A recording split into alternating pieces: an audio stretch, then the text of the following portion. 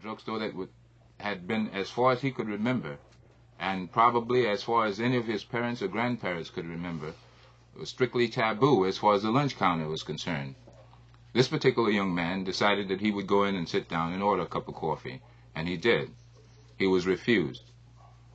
Then and there he decided that something could and should be done about this particular thing. And one of the best ways to do this, he decided, was through a nonviolent, peaceful means. The weapons of violence are quite obvious. I think that any intelligent individual can realize this, that you can fight a weapon of violence. The weapons of nonviolence are not so obvious, and it becomes very difficult to cope with them. The reasons for requesting a cup of coffee were not because the individual desired a cup of coffee so much. For I'm sure that if he had gone back to the dormitory or gone back to the campus, he could have very easily got a cup of coffee without any trouble at all.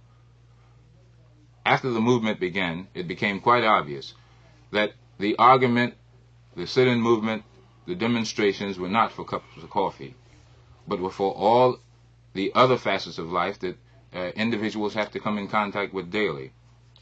I think that this too has been visualized in a wrong sense.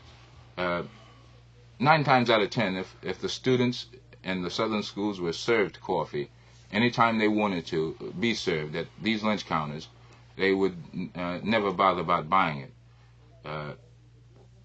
But I think that they visualized that there had to be a starting point. And this was just as good a starting point as any.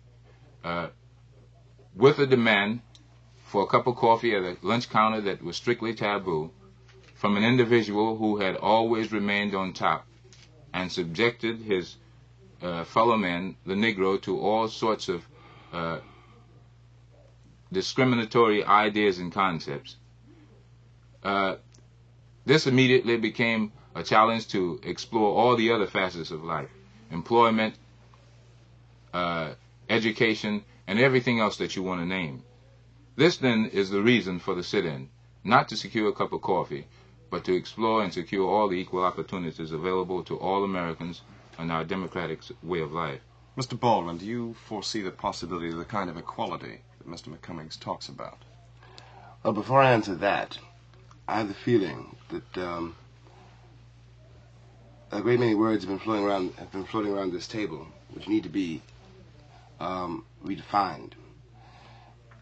And that, by the way, is the problem I think which is facing this entire country. Now, I don't agree with Mr. X about the sit-in movement, and I do know something about the war, the incipient war between the students and some of the leaders. I know the gap, the enormous gap between the NAACP and the children in the South. I don't agree that the sit-in, I don't agree that it is necessarily passive. I think it demands a tremendous amount of power, both in one's personal life and in terms of political or polemical activity. Sometimes to sit down and do nothing or seem to do nothing. But finally, I think what we have to argue about here is what I don't quite know any longer what this word integration is supposed to mean. Now, if I thought the student movement were involved with some desire to be served a cup of coffee by a white man because he was a white man, or to be accepted by people, I personally, I have to put it this way now, there are a great many people whom I'm not prepared to accept as my equal. Some of them are white and some of them are black. And from my point of view, integration in terms of being raised to the level of an illiterate Mississippi cracker is not integration at all. It seems to me the hope of this country and the role the Negro can play in it is to raise these people to a level they have not yet achieved. I think we're arguing about the question here, when the sit-in movement started, or when a great many things started in the Western world.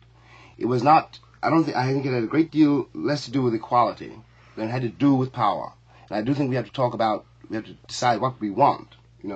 Now, what has happened in the world in relation to black people is not that white people have suddenly changed or become more conscious of a black man's humanity. What has happened is very simple. The white power has been broken, And this means, among other things, that it is no longer possible for an Englishman to describe an African and make the African believe it. It is no longer possible for a white man in this country to tell a Negro who he is and make the Negro believe this.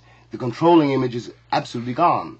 Now, it seems to me the responsibility which faces us then, the question which faces us, which faces me in any case, is since there is a distinction between power and equality, there is a distinction between power and freedom. And I know that in terms, for example, of Africa, that an African nation cannot expect to be respected unless it is free.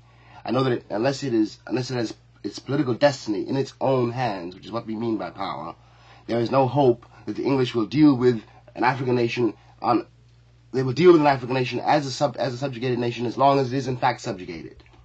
Now, this is not quite the same situation that we face here in America as American Negroes. It is not, in my mind yet anyway, conceivable. I can see that I might very well, for one reason or another, leave this country tomorrow and never come back. But this will not cease, I will not cease to be an American Negro for this reason. And the history of our history in this country is something that I think we have to face, especially since we're demanding that white people face it. And whether I like it or not, whether you like it or not, this issue about integration is a false issue because we have been integrated here ever since we got here. I am no longer a pure African. There are no pure Africans in this country. The history which has produced us is something which in any case we're going to have to deal with one of these days. Now, I think it is a mistake. I think it is a mistake to pretend this issue did not happen. What we're arguing about, I think, one of the things in any case I think I would be arguing about is the effect of this on the Negro world and the great divisions in it, so that it does in fact range from people who imagine they are white, who never talk to Negroes, to people who imagine that if they can make a buck, they will somehow beat the system, to homeless and demoralized black boys and girls who don't know where to go. The issue, it seems to me, the reason that the civil movement is important, the reason this whole ferment is of such importance, is not that I want anybody's cup of coffee, or even to go, particularly to anybody's school. It is because the country cannot afford to have, as it has at this moment, millions of black boys and girls in various ghettos all over the country, either perishing literally, or perishing, I must say, finally with the kind of demoralization and bitterness and hatred, which can, after all, blow this country wide apart. The importance, in my mind, of the Muslim movement, in conclusion, is that it is the first time, I think, in the history of this country that a Negro audience, a Negro laborer, a Negro schoolboy has heard his own condition described without anybody trying to flinch from it. It is very different from hearing a speech by Roy Wilkins in which, one is told in one way or another that tomorrow will be better. And I think this has a tremendous effect. This is the reason I think the Muslim speaker has so much power over his audience. It comes out of a failure in the Republic. This country has lied about the Negro situation for 100 years. And now what has happened is that the lies are no longer viable, can no longer be accepted even when they can be told. And the country has waited so long that it does not know how to handle this, and has created a moral vacuum.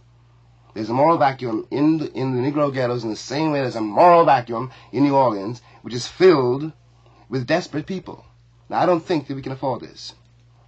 We can go on about this a little longer. Something else I wanted to say. It seems to me, and now I speak for myself, that one of my quarrel with the official Negro leadership, and my quarrel with such Negroes as imagine they are